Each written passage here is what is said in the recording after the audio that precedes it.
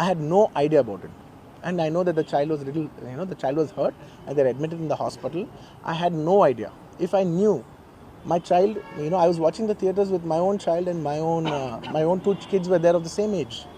I left them in the theaters because I had no idea that something like this has even happened.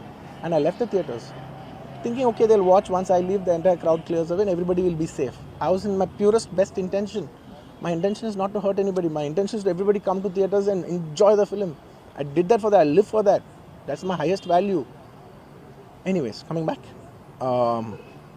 Once next day I came to know, then I told all my close associates, everybody, to go immediately visit them. And they all visited them and they said, sir, ఎవరో వైజాగ్లో చనిపోతేనో లేకపోతే చనిపోతున్నారంటేనో లేదంటే విజయవాడలో చనిపోతున్నారంటే ఒక పెద్ద ఆవిడంటేనో లేదంటే చిరంజీవి గారి fans మన నూర్బాయ్ లాంటి వాళ్ళు లేదంటే కళ్యాణ్ గారి ఫ్యాన్స్ మన ఎవరో అంటేనే వాళ్ళందరికీ నేను వెళ్ళి పర్సనల్గా సార్ ఇక్కడి నుంచి విజయవాడ వెళ్ళాను సార్ ఎవరినో కలవటానికి ఒక లేడీని, ఒక వైజాగ్ వెళ్ళాను ఇక్కడి నుంచి ఎక్కడో ఉప్పలు ఉంటే ఎక్కడో దాటుంటే అక్కడికో వెళ్ళాను. అలాంటిది నా ఓన్ ఫ్యాన్స్, నాకు నా ఫ్యాన్స్ అంటే ఎంత ఇష్టం మీ అందరికీ తెలుసు. అలాంటి నా ఓన్ ఫ్యాన్స్ నా ఓన్ థియేటర్లో నేను ఉన్న ప్రెమిసెస్లో అలా జరిగిందంటే నేను వెళ్ళి కలవనాలని వాళ్ళు కలవాలి నాకు ఉండదా? అది మినిమం కదా. అసలు ఎవడైనా వెళ్ళి కలుస్తారు, ఎందుకు కలవను నేను కలవపడడానికి ఓన్లీ రీజన్ ఏంటంటే I'm legally I'm tired, I can't go.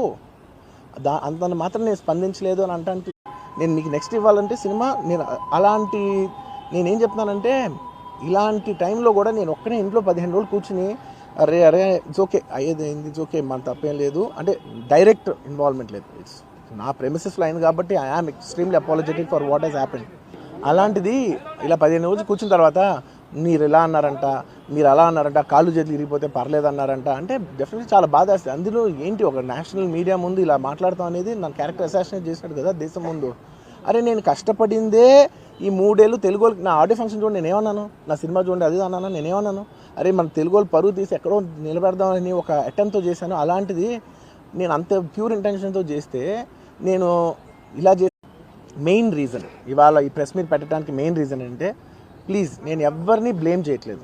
Please understand there is a lot of misinformation, there is a lot of false allegation, wrong అంటే మిస్కమ్యూనికేషన్ వల్ల కూడా చాలాసార్లు జరుగుద్ది.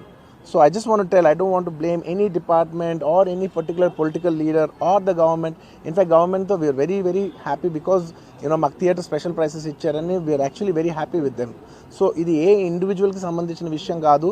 I just want to address everybody that there's a lot of misinformation. నేను ఇలా behave చేశాను, నేను అలా అన్నాను, నేను ఇలా చేశాను అనేది రాంగ్ ఎలిగేషన్స్ పడేసరికి I'm feeling extremely, how do you say, I'm